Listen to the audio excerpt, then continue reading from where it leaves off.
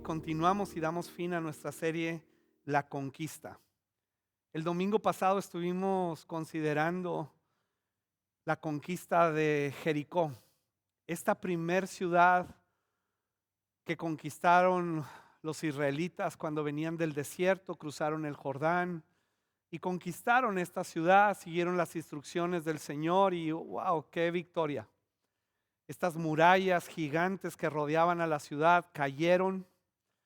Ellos tuvieron una gran victoria, disfrutaron de ella, la celebraron y finalmente llegaron a la tierra prometida y conquistaron la primera ciudad. ¿Qué sigue de ahí? Bueno, pues al principio no son muy buenas noticias. Nos dice Josué capítulo 7 que después de Jai trataron de invadir y conquistar. Después de Jericó, perdón, trataron de invadir y conquistar un pueblo llamado Jai. Así que enviaron a unos 3,000 guerreros, pero fueron completamente derrotados. Los hombres de Jai persiguieron a los israelitas desde la puerta de la ciudad hasta las canteras y mataron también a 36 que iban en retirada por la ladera. Más de 3,000 muertos. Los israelitas quedaron paralizados de miedo ante esto y su valentía se desvaneció. ¿Cómo es posible? ¿Qué sucedió? Habían tenido una gran victoria en Jericó y ahora experimentan una gran derrota. Son esas circunstancias de la vida que de pronto te toman por sorpresa y tú ya has experimentado la gracia de Dios. Puedes tener un testimonio de su provisión, de su sanidad. Puedes tener un testimonio de restauración personal, familiar, libertad de adicciones. Parece que las cosas van bien y hay que seguir avanzando, pero luego te enfrentas a una derrota. Esto representa Jai. ¿Por qué? ¿Por qué? Y los seres humanos siempre queremos saber por qué. Dios les había instruido acerca de las riquezas que encontrarían en Jericó y les había dado una instrucción muy específica, que esas riquezas, ese oro, esos tapetes persa, toda esa riqueza que encontraran en Jericó, no la tomaran, sino que la consagraran a Dios, que no la tomaran en el tesoro personal. Toda esa riqueza iba para el tesoro del templo, donde adorarían a Dios. Pero no eran las cosas, no eran la riqueza, no era el oro. Dios no lo necesita. Dios estaba guiando sus corazones para que se consagraran a Dios. Y después de esta gran victoria, no se enfocaran en las bendiciones de Dios, sino que se consagraran como un pueblo que adoraba a Dios, consagrado a sus propósitos y a su persona. De pronto las bendiciones de Dios nos pueden deslumbrar y damos gloria a Él por lo que Él ha hecho. Sin embargo, puede ser una trampa en nuestra alma, no de Dios, sino en nuestra alma, para hacernos pensar que la bendición de Dios es el termómetro que mide su amor hacia nosotros o que mide nuestra espiritualidad.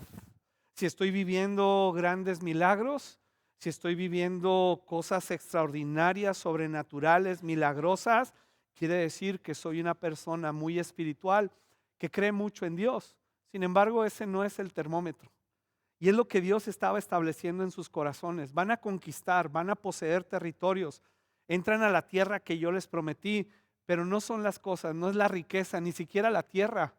Es que yo voy a establecerlos en un lugar donde se consagran a mí y me adoran a mí.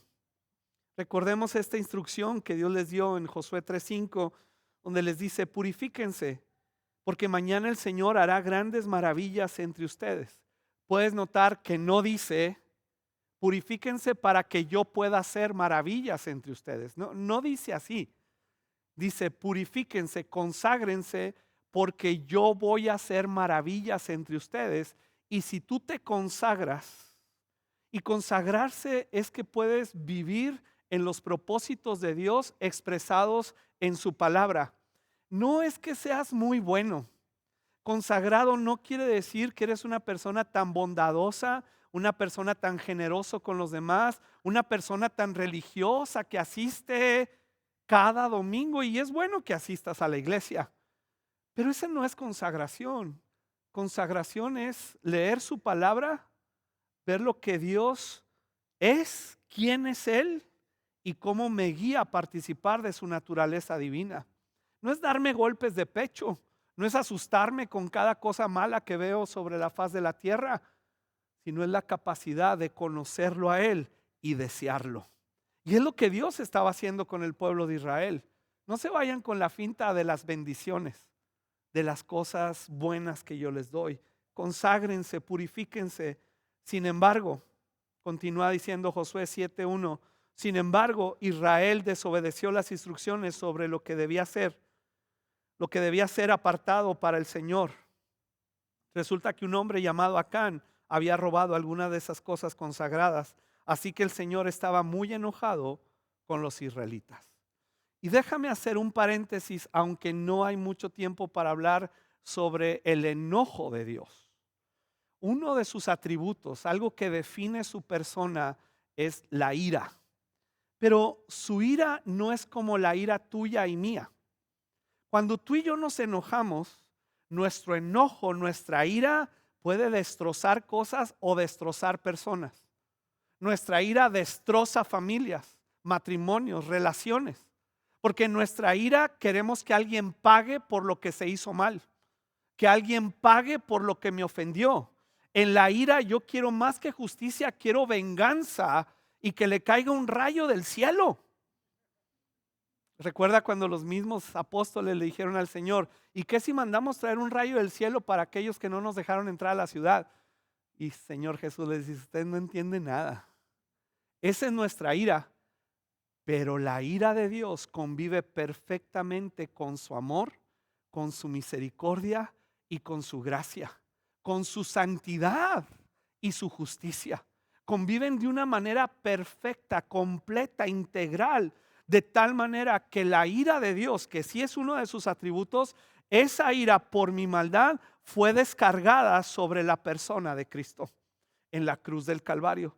Por eso la Biblia enseña en Romanos capítulo 3 lo que llamamos propiciación. ¿Has oído la palabra propiciación? Incluso algunas de nuestras oraciones o rezos dicen, sé propicio a mí. Propiciación. ¿Qué es la propiciación?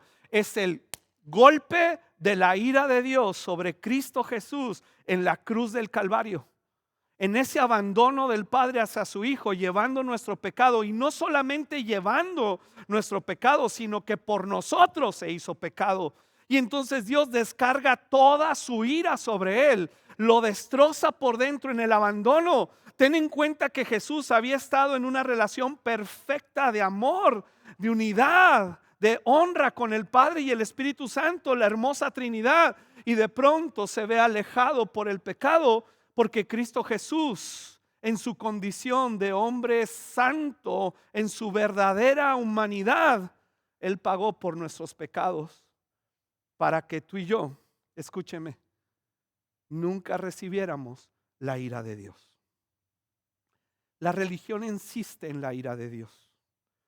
Y luego le pasa algo a una persona y no, es que Dios está enojado contigo. Y no falta esa personita que con tal vez una buena intención te diga, te está yendo mal porque algo hiciste mal y Dios está enojado contigo. Mi sugerencia es que la próxima vez mandes a esa personita por un tubo, porque la Biblia dice que Él está sentado en un trono de gracia, para que encontremos en Él el oportuno socorro. Pero en este tiempo, antes de que Jesús apareciera en escena, Dios mostraba una parte de su ira, no totalmente. Porque si Él hubiera mostrado aún en el Antiguo Testamento su ira, hubiera destrozado el planeta Tierra.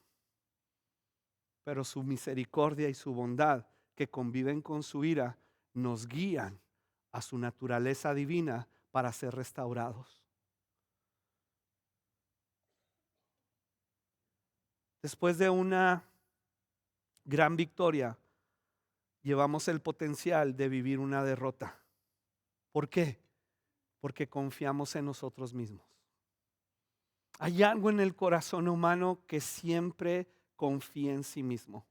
La religión, de hecho, es una invención humana para confiar en nosotros mismos. Confiamos en el Dios que yo estoy diseñando y le pongo cierta estructura y le pongo ciertos dogmas y le doy cierto valor a lo que yo como ser humano estoy percibiendo y formando un Dios a mi conveniencia, y eso me hace sentir muy orgulloso de tener un Dios a mi manera. Más que divino, humanizado. Es este orgullo que llenó el corazón de Sansón. ¿Cuántos han oído de Sansón? Hombre, Sansón, un hombre con una fuerza extraordinaria. Pudiéramos decir divina. Dios le otorga esta capacidad de ser un fortachón. Y dicen los que saben, los historiadores, no es que tenía unos músculos así como su servidor, pero ¿por qué se ríen? Bueno, luego trato ese tema con ustedes. No es que fuera un gran fortachón que se la pasaba en el gimnasio todo el día, es que Dios le dio esa capacidad. Y como señal de eso, pues su cabello no debía ser cortado. Y Sansón tuvo unas victorias extraordinarias. En una ocasión, dice la Biblia ahí en Jueces, que agarró la quijada de un burro, ya muerto el burro, ya en estado de descomposición, agarra la quijada del burro y con esa mata 1000 hombres. Oye, qué capacidad.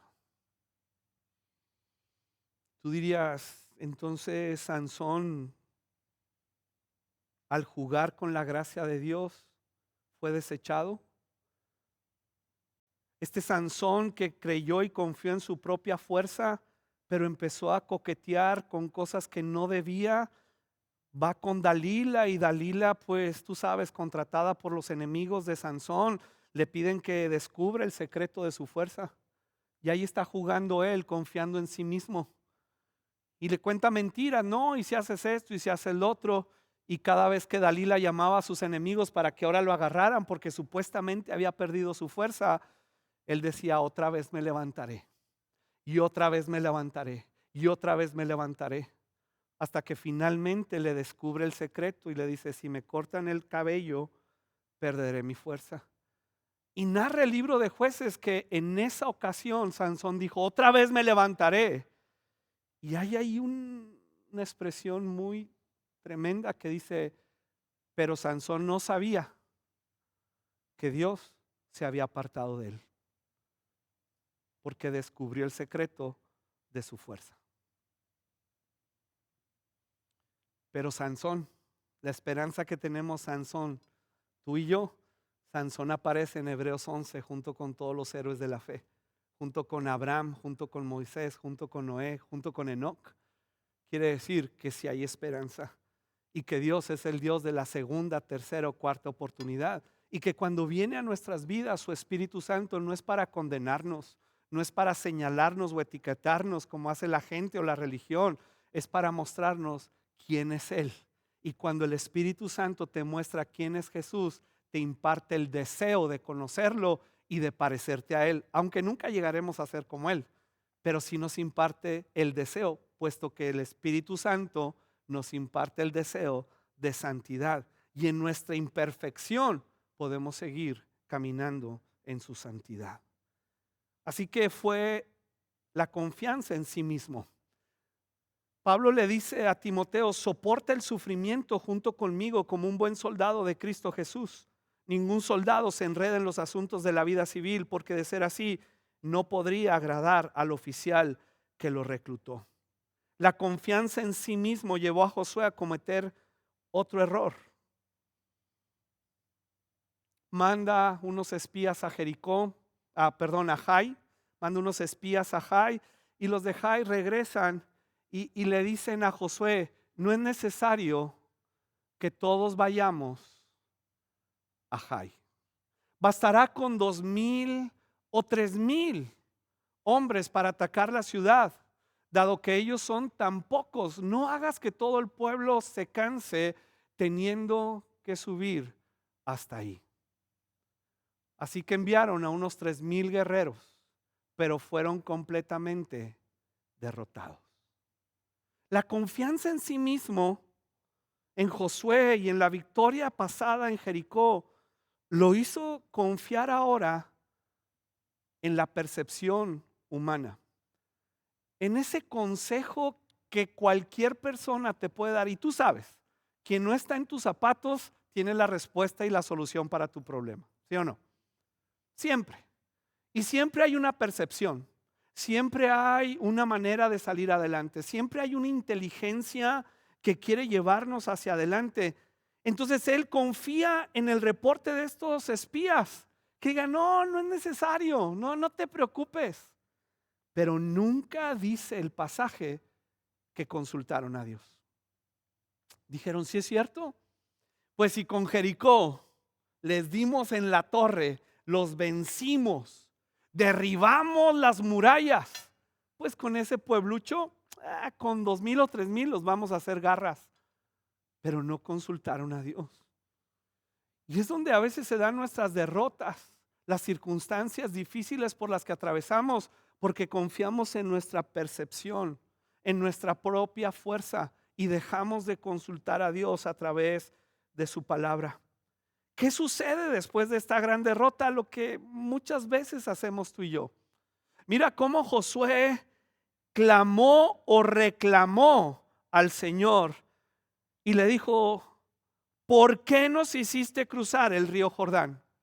¿Vas leyendo conmigo? ¿Por qué nos hiciste cruzar el río Jordán si vas a dejar que los amorreos nos maten? ¿Por qué?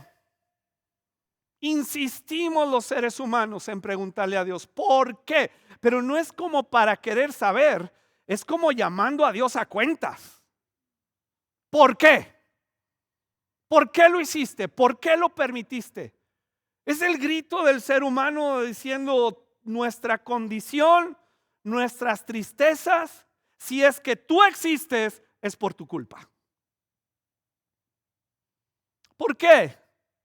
Porque, o sea, si tan solo nos hubiéramos conformado con quedarnos del otro lado, Señor. Si nos hubiéramos quedado en el desierto nos la pasábamos tan bien. Pues había pan cayendo del cielo, agua saliendo de una roca, no se desgastaba nuestra ropa. O sea, la pasábamos, la verdad, muy bien. Y ahora nos haces cruzar el Jordán, conquistar estos pueblos, pero hay una gran mortandad. Y le dice, ¿qué puedo decir ahora que Israel tuvo que huir de sus enemigos? Pues cuando los cananeos y todos los demás pueblos de la región oigan lo que pasó, nos rodearán y borrarán nuestro nombre de la faz de la tierra. Y entonces le pregunta Josué a Dios, Dios, ¿no has pensado en qué pasará con la honra de tu gran nombre?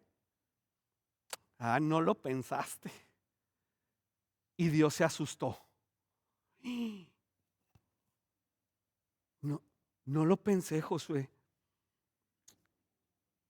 Qué bueno que me lo haces. ¿Qué haría sin ti, Josué? De veras. Arcángel Gabriel, Miguel, todos. A partir de ahora Josué es el consejero oficial. ¿Qué va a pasar con tu gran nombre? ¿Qué vamos a decir? Yo que dije que era cristiano, que confiaba en ti, y ahora viene esta derrota, esta circunstancia, esto difícil de la vida que no sé cómo lidiar y que nos llevó a una gran derrota y sufrimiento. ¿Cómo le vamos a hacer? Y parece que a ti no te importa, Dios.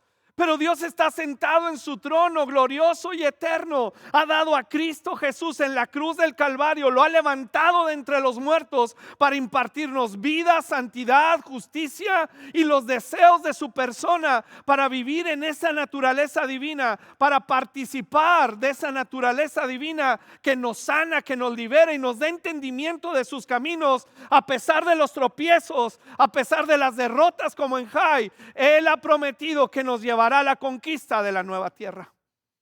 Él lo ha prometido por Él mismo y no está en juego su honra. Pudiera estar en juego mi honra, pero la de Él no. los cielos cuentan su gloria. Está intacta y Él sigue irradiando bondad a todos los seres humanos, justicia y el deseo de santidad para todos. ¿Cuál fue la respuesta de Dios? Le dijo, levántate. ¿Verdad? Está entre signos de admiración, ¿sí o no? Levántate. ¿Por qué estás ahí con tu rostro en tierra? Esta expresión, todo esto que está en el versículo 10, es una expresión más corta en el idioma original en que fue escrito la Biblia en el Antiguo Testamento, y que para nosotros los hispanos sería algo así como decirle a nuestro hijo que está haciendo el gran berrinche de la vida en la juguetería. ¿Les ha pasado? ¿O tú fuiste ese niño? Lo llevas a la juguetería, el niño se enamora de un juguete, la niña se enamora de esa gran Barbie, el niño quiere lo que quiera cada quien. Y tú haces cuentas y dices, no, no puedo, mijito. Y se tira al suelo y con roce, es que yo quiero. ¿Y por qué no me lo puedes comprar? Si tú todo lo puedes, pero es que no quieres. Y tú le, mijito, levántate. Ahora hay papás más tibios, ¿verdad? Que ya la estrategia de cada quien. ¿Para qué me meto ahí? Pero la expresión es, levántate, me estás avergonzando. Josué, ya no eres un niño, eres un viejo y estás portándote como un adolescente. No hay ningún adolescente aquí, ¿verdad? No les digan. Te estás portando como un adolescente. Levántate. Levántate y entiende lo que está pasando. Levántate y comprende cuál es tu responsabilidad. Levántate e indaga en mi presencia qué es lo que se tiene que hacer para ir y conquistar Jai. No vas a regresar al desierto. No vas a volver a ser ese mendigo en el desierto, ese vagabundo en el desierto, ese que vive de experiencias dopaminérgicas religiosas y que está siempre esperando que Dios le haga la tarea en todo. Levántate ya. Así se oyó bien machín. Y continúa el Señor. Israel ha pecado y ha roto mi pacto. Robaron de lo que les ordené que apartaran para mí. Y no solo robaron, sino que además mintieron y lo escondieron. Escondieron los objetos robados entre sus pertenencias. Iglesia, no llamemos proceso de Dios a las consecuencias de nuestros errores. No llamemos trato de Dios a las consecuencias de nuestros pecados.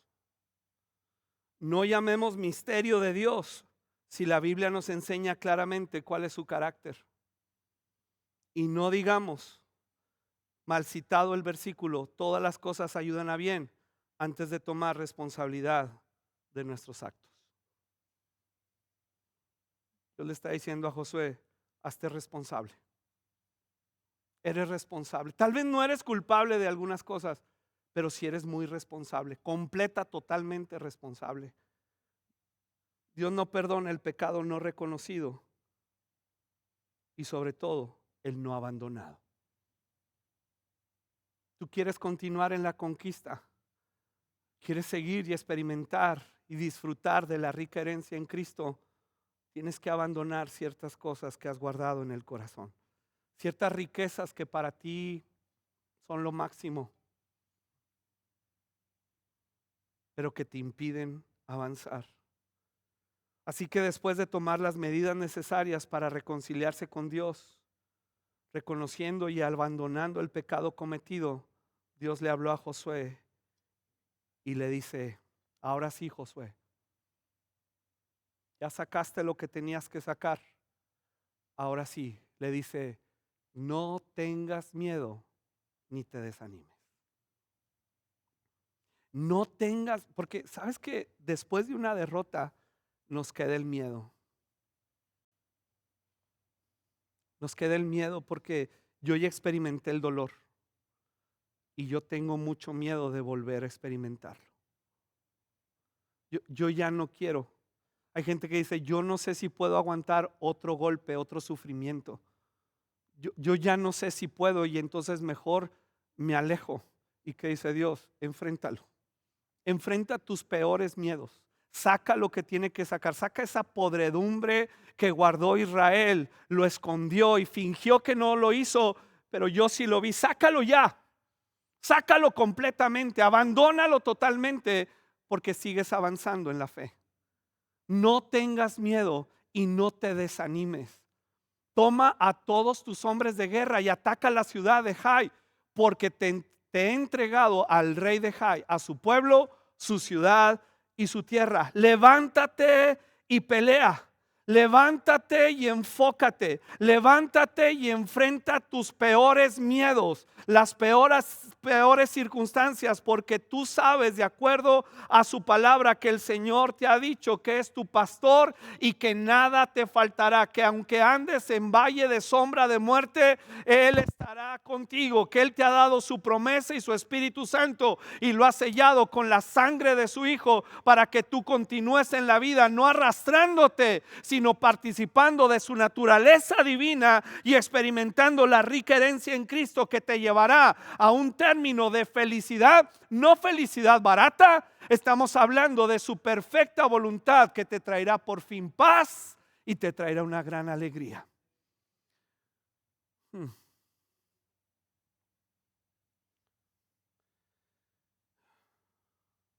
Siempre, puedes decir conmigo, siempre, siempre.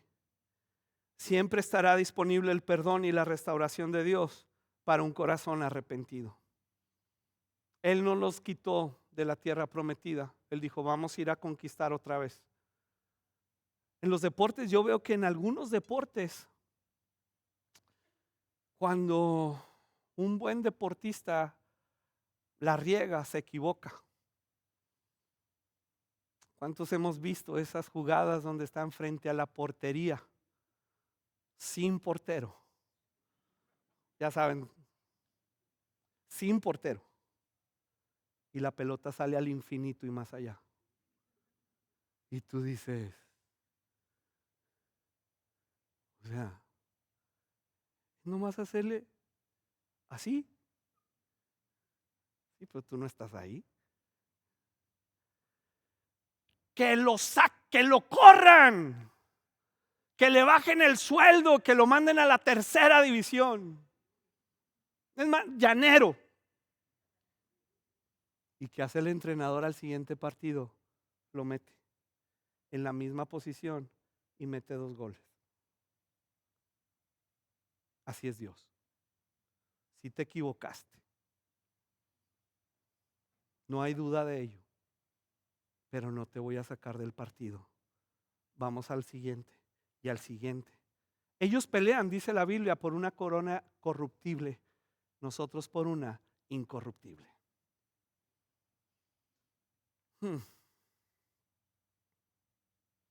Mis queridos hijos, nos dice Juan en su primera carta, les escribo estas cosas para que no pequen, pero si alguno peca, tenemos un abogado que defiende nuestro caso ante el Padre.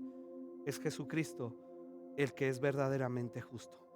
Así que, le dice Pablo a Timoteo, pelea la buena batalla de la fe. Bienvenidos, pásenle.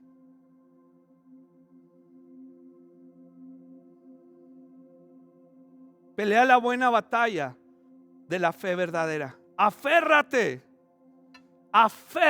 a la vida eterna. La vida eterna no es algo que disfrutaremos únicamente en el futuro. La vida eterna se manifiesta hoy, porque la vida eterna se llama Cristo Jesús, que habita en nuestros corazones por el Espíritu Santo. Aférrate a la vida eterna, a la que Dios te llamó y que confesaste también delante de muchos testigos. Ahora, la siguiente batalla, conquistan finalmente Jai, pero la siguiente batalla era completamente diferente. Josué no tenía que llevar a los ejércitos a una ciudad para conquistar. Ahora el enemigo vendría a él. Y nos dice el capítulo 9, verso 3, que cuando los habitantes de Gabaón oyeron lo que Josué había hecho a Jericó y a la ciudad de Jai, recurrieron ¿a qué? ¿A qué dice que recurrieron? Ya no era militar la cosa. Ya no es vamos a sacar las espadas y a ver cómo nos va. No. Ahora la estrategia es el engaño. Es con sagacidad. Recurrieron al engaño para salvarse la vida y enviaron a unos representantes ante Josué, y sobre sus asnos cargaron alforjas desgastadas y odres viejos y remendados. Así que llegan los gabaonitas, ¿verdad? Y llegan así con ropas viejas, desgastadas, con el pan ya mohoso, podrido, con lo que cargaban el líquido, el agua ya secos. Y llegan así con cara de pobrecitos con Josué y le dicen: oímos de la fama que tienes, que eres tan bueno para conquistar, y a aquel se le sube el ego. Y nosotros venimos pues para decirte que aunque vivimos bien lejos, pero bien lejos, venimos a decirte que nosotros estamos dispuestos a venir a esta tierra para ser tus siervos, para ser tus esclavos. Y el Josué se la cree. Pues qué bueno que vinieron, porque eran los que seguían. Entonces dice la Biblia que los israelitas revisaron el alimento de los gabaonitas, pero ¿qué dice? Ellos consultaron en el internet cuánto tiempo tarda en podrirse el alimento según la distancia que los gabaonitas les dijeron que habían recorrido. No, yo ya lo vi en el internet. No sé si te ha pasado, pero a mí me pasa seguido. Pero últimamente, y vuelvo a caer en la trampa, me fui a sacar estudios de sangre y pues salió el azúcar un poquito alta y me asusté. Entonces se los mando al médico, al internista que me atiende, y le digo: ¿por qué salió tan alta? Azúcar, pues yo hasta fui hipoglicémico, o sea, amanecía con el azúcar a los talones. Me dice: no te preocupes, necesitamos hacer otro estudio. Es que yo ya vi en el internet. No, hazte estos estudios con unos nombres rarísimos. Y en ese estudio de la glucosa salían 4 valores. Los 2 primeros valores me salieron así súper bien, así wow, al 100. Pero los últimos 2 salieron mal. Y yo volví a consultar al internet y le puse el nombre: ¿qué sucede cuando este valor está alto? Me llenó de miedo. Se lo mando al médico. Le digo: dime la verdad, ¿cuánto tiempo me queda de vida? Dime la verdad, doctor. Me dice: no se interpreta así. No se interpreta así. Digo: es que los 2 de arriba están bien, pero los 2 de abajo, es que en la interpretación de todos tus estudios, los 2 que salen un poco alto no importan, importan los 2 primeros. Entonces, ¿qué me recomiendas, doctor? Que sigas comiendo mucho pastel. Se acepta. Está súper bien. De hecho, te quería preguntar, me dice el doctor, si estás tomando medicamento para bajar el azúcar. No, pues síguele, estás muy bien. Esos errores los cometemos cuando consultamos a las personas o a los medios que no están capacitados para decirnos, instruirnos en la palabra de Dios. que revisan, que observan, que ven, pero Dios no está ahí. Y puede estar basado en la experiencia, en la lógica humana. Pero ¿qué dice Dios? Y ellos, en base a la evidencia, a lo que indagaron, dice que hicieron un tratado de paz con ellos y les garantizó seguridad, y los líderes de la comunidad ratificaron el acuerdo mediante un juramento que los obligaba a cumplirlo. Versículo que sigue dice: 3 días después de hacer el tratado, los israelitas se enteraron de que esa gente en realidad vivía cerca. Era el vecino. Era el vecino. Pero es que yo creí, yo pensé, yo indagué, consulté. Pero ¿qué dice Dios? ¿Qué dice Dios en nuestras grandes victorias y en nuestras grandes derrotas?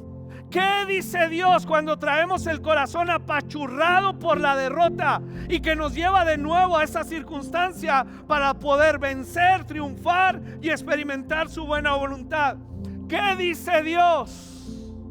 Porque eso es lo que nos va a sanar y a restaurar. Y ellos dijeron: no podemos deshacer el trato. ¿Cómo? ¿Cómo no? ¿Cómo que no? Es que ya di mi palabra. Pues recógela. Así dice Proverbios. Diste tu palabra, la empeñaste. Ve por tu palabra y di: me equivoqué, con las consecuencias que eso conlleva. A lo mejor te van a decir rajado toda la vida,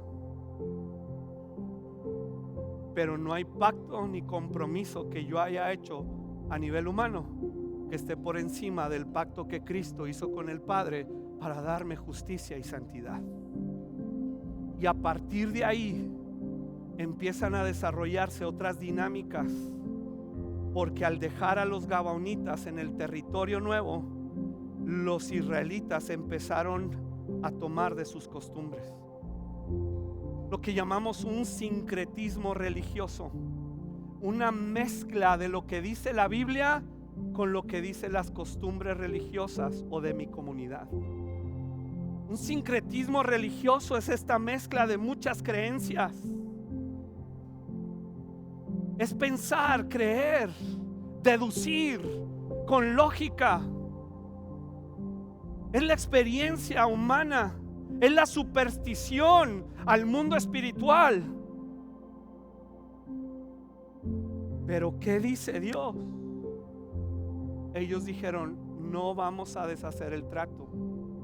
Y a partir de ahí, ellos empezaron a acostumbrarse a no pelear, aunque pelearon en algunos casos, pero empezaron a hacer tratados de paz con la gente que vivía. Cuando Dios les había dicho: no te mando a hacer tratados de paz, te mando a conquistar la tierra. No hagas paz. El apóstol Pablo lo dice en la carta a los Romanos: no hagas paz con tu naturaleza humana, haz la paz con el Espíritu Santo para que te guíe a la verdad.